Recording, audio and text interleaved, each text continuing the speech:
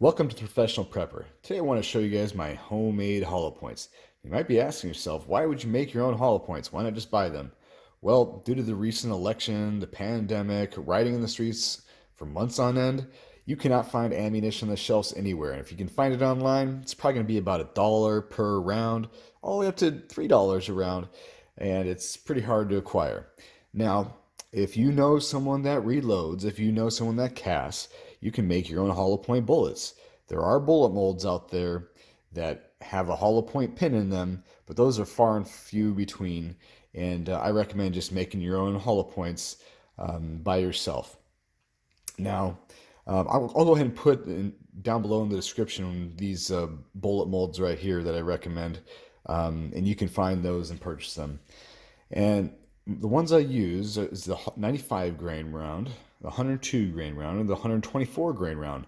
Now these rounds pick up a little bit of weight when I powder coat them, but they lose about 20 grains of material for each bullet after you drill out that hollow point cavity within the center. And so once you remove that material, these rounds are light for caliber and they are cooking. They are moving along and they have quite the explosive expansion. And what that does is while you get the expansion, it trades it off for the penetration.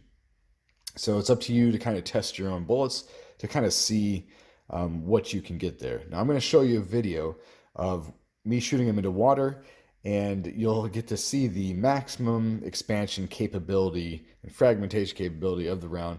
It's pretty impressive when it goes off like a bomb. Check it out.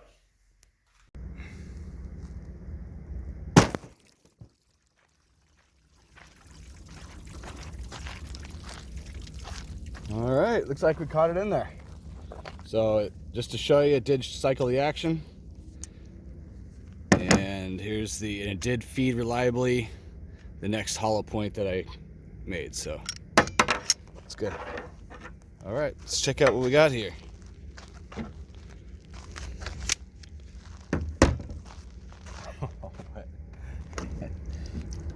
So it did not go through all the way through the first one. So we definitely got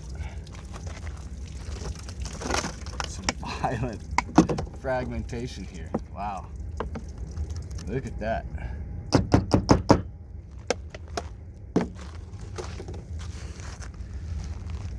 So yeah, let's look look at that. It just disintegrated that bullet. Holy moly. All right, so I'll go ahead and collect up all those pieces and kind of see what happened. But yeah, here's the jug. Entrance right in the middle, and it split it up. That's it. Interesting. All right, I'll go ahead and collect up those fragments, and I'll wait.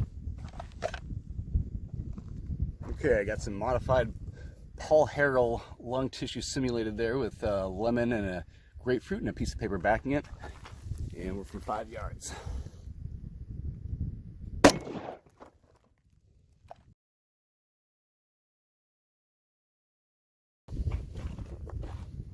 Whoa. Oh boy, okay. Well, here's that grapefruit, and that is pulverized.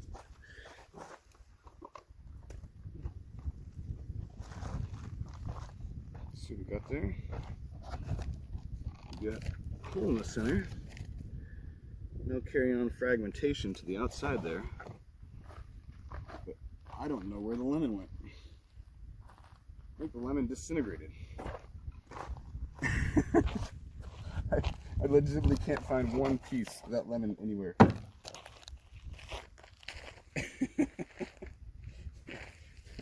It detonated upon impact. Good lord. Okay, let's see.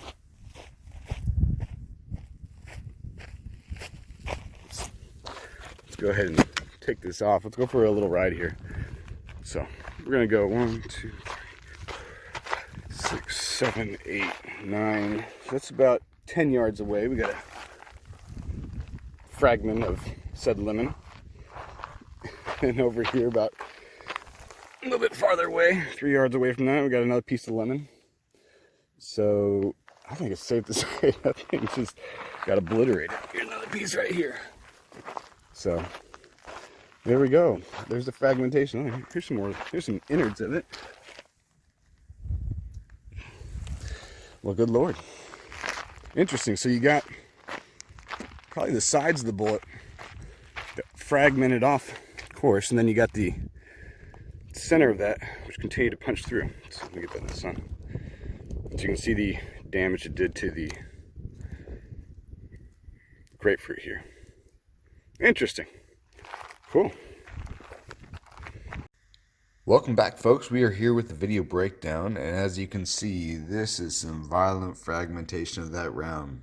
It performed as expected, and it only had 73.8 grains of recovered weight out of its initial starting point of 78.5 grains, and that was after I drilled out that cavity, and before that cavity is drilled out, that was 95 grains from the Lee 95 grain cast mold boolit mold, and that was for typically a 380 round.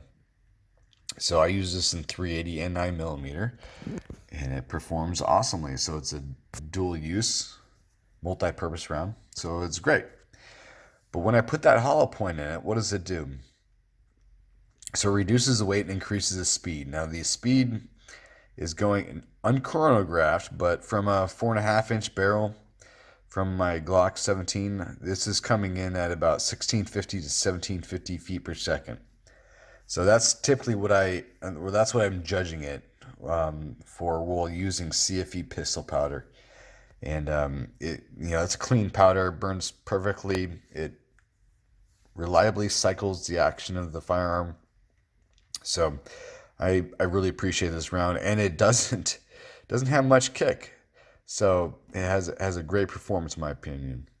Now, if you look at this round, how do we make it? Well, we first drill out that round with this 1/8-inch drill bit, and then we move on to the next drill bit, which is a 13/64 drill bit. And that brings the main cavity size to approximately 4.65 millimeters. And so that cavity is pretty extensive. And when you look in there, you're like, holy cow. That thing grenades this puppy out into like a million pieces, which just happened right there. So totally understandable what happens with it. And this will get minimum penetration, but it'll probably take out about a baseball size or grapefruit size amount of flesh for where it makes contact. So how do you do this? Well, you either hold the round with a pair of pliers, right there, and drill away, or you can take a full round and hold it with your fingers. I've done this.